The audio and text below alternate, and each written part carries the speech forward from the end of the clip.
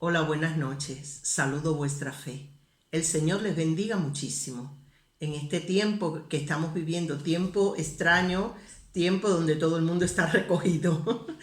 Estamos estudiando el libro de Juan, el apóstol amado, el que yo entiendo que estuvo tan cerca del Señor, como me encantaría estar a mí tan cerca de Cristo como Él. Estamos estudiando el capítulo 13, donde ya el Señor está cenando con sus discípulos, ya no le queda nada, en muy pocos días, lo que le quedan 2 días más o menos, y Él está enseñando a sus discípulos las cosas que ellos tienen que hacer y cómo ellos tienen que vivir para poder continuar la obra que Él va a dejar el día de su crucifixión, ¿saben? Por lo menos a dejarla físicamente. Entonces, en el capítulo 13, en la clase anterior, habíamos estudiado cómo Él había lavado los pies de los discípulos, incluso los pies de Judas, conociendo desde el principio del capítulo que ya Satanás había puesto en el corazón de Judas el que lo entregara. ¿Por qué? Porque Judas creía que el Señor iba a tener un mandato físico, que iba a ser el rey de Israel y él quería parte en ese gobierno. Pero ya el Señor había dicho que sus días se acercaban al fin, que Él tenía que morir. Y entonces ya la desesperación de Judas es mayor. ¿Saben? Es mayor. Ya quiere entregarle. ¿Por qué? Porque si matan a Cristo, a Él lo pueden perseguir y matar también.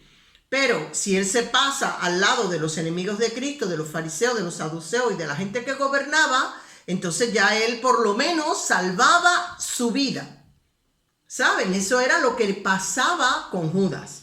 Y entonces dice aquí, después que él lava los pies, que le lava los pies a Judas también, sabiendo que Judas era ladrón, porque dice que sustraía de la bolsa del dinero, sabiendo que Judas encontraba todo acto maravilloso de amor, como la mujer que derramó el perfume en los pies del Señor, como algo que no debía hacerse, porque era mejor vender, y el dinero lo tenía él muy mal. Vender el dinero, porque vender el perfume, porque si los pobres, porque, ¿entienden? El dinero lo tenía él muy mal. Él, a causa de ese amor al dinero, no reconocía una acción de entrega verdadera al Señor Jesucristo, ¿no? Entonces ya sabemos que el Señor sabía todo eso, pero de todas formas el Señor le lava los pies dándole la oportunidad de borrar su historia. ¿Entienden? Entonces él dice aquí, donde vamos a estudiar, que es Juan 13, capítulo 21, dice así: habiendo dicho Jesús esto, se conmovió en espíritu y declaró y dijo: de cierto os digo que uno de vosotros me va a entregar. Se conmovió en espíritu, ya no podía seguir aguantando más ver al traicionero entre ellos, de verdad. Es muy difícil estar compartiendo con una persona y dándole de comer y conversación y enseñanza a una persona que va a traicionar a uno, que va a entregar a uno, que se ha puesto de parte de los que odian a uno. Y dice el Señor que Él se conmovió en espíritu y dijo: de cierto os digo que uno de vosotros me va a entregar. Entonces los discípulos se miraban unos a otros, dudando de quién hablaba. Y uno de sus discípulos, al Jesús amaba, estaba recostado al lado de Jesús. Es decir, Juan estaba recostado al lado de Jesús. A este pues hizo señas Simón Pedro para que preguntase quién era aquel que le hablaba. ¿Por qué? ¿Por qué Pedro le hace a Juan? Le hace una seña. ¿Y por qué Pedro no le pregunta a él? Porque ya un día le había dicho: no, Señor, que no te mueras nunca. Esto tal cosa no te acontezca jamás. Y el Señor le dijo: apártate de mí, Satanás, porque no eres capaz de ver las cosas espirituales, sino que solo ves las cosas terrenales. Entonces ya él dice, si es capaz de que si le pregunte quién te va a entregar, y si el Señor le dice tú, porque ya él mismo ya ni sabía qué cosas eran terrenales, qué cosas eran espirituales. Ya él sabía que al Señor alguien lo iba a entregar para ser muerto. Y le hace una seña a Juan y le dice: pregúntale. ¿Quién? Para que preguntase a saber de quién hablaba. Dice el 25. Él entonces, recostado cerca del pecho de Jesús, le dijo: Señor, ¿quién es?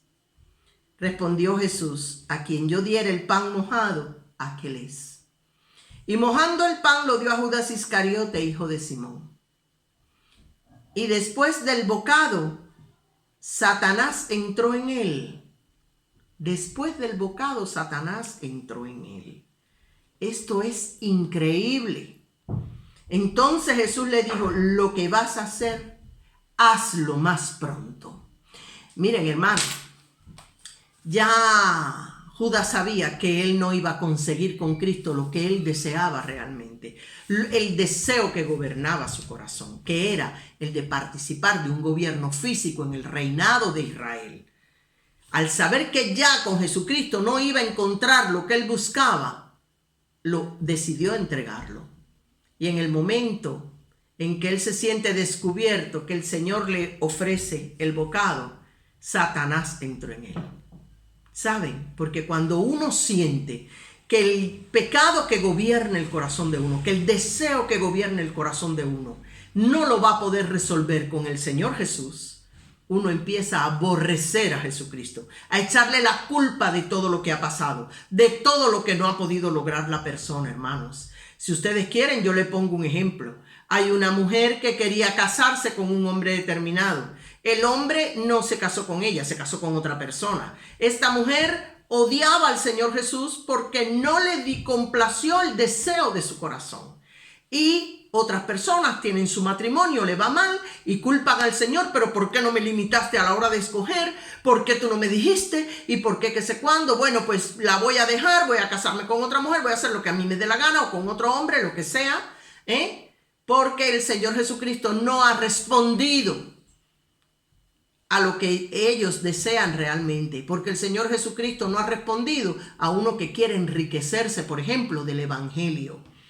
Entonces, como no se puede enriquecer, pues va por Jesucristo también.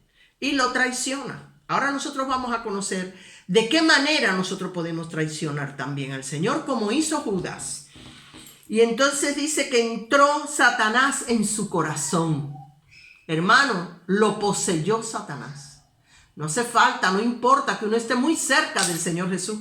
No importa que uno, a pesar del pecado, esté en la reunión de los íntimos de Cristo, en la reunión de los líderes de Cristo, y permanecer ahí sabiendo la maldad y el veneno que hay en el corazón de uno. Hermanos, eso es peligroso. Eso es peligroso porque Cristo conoce quién va a traicionar. Cristo sabe, en la casa de Dios, quién es el que va a entregar a los hermanos. Ahora dice, pero ninguno de los que estaban allí, él le dijo, alto, él le dijo, lo que tú vayas a hacer, hazlo más pronto. Nosotros cuando se nos avecina algo desagradable, empezamos a tomar caminos así sinuosos para que lo malo no llegue, para que no llegue lo terrible que no queremos que llegue, Y nosotros empezamos a hacer así. Mas él dijo, no, lo que vayas a hacer, hazlo. Pero además hazlo más pronto, hazlo ya. Y dice la palabra que ninguno de los que estaban en la mesa entendió lo que se dijo, porque algunos pensaban que Judas, como tenía la bolsa, Jesús le decía, compra lo que necesitamos para la fiesta o que le diese algo a los pobres. Cuando él pues hubo tomado el bocado, luego salió y era ya de noche. Hermanos, tenía también oportunidad de decir, no maestro, yo te iba a entregar, pero no lo voy a hacer. Pero dijo, mira, ya que él me dijo que lo hiciera, me voy y lo hago. ¿Saben, hermano? Ahora, si ustedes quieren saber cuál es el pecado por el que Jesucristo con el que Jesucristo no puede, el pecado con el que él no puede, miren cuál fue el pecado de Judas. El pecado de Judas no fue el robar de la bolsa, el querer un puesto, el querer ser rico, querer ser famoso. No. El pecado de Judas está en Mateo 27:4 y dijo, diciendo, yo he pecado entregando sangre inocente. Ese es el pecado que Jesucristo no puede tolerar.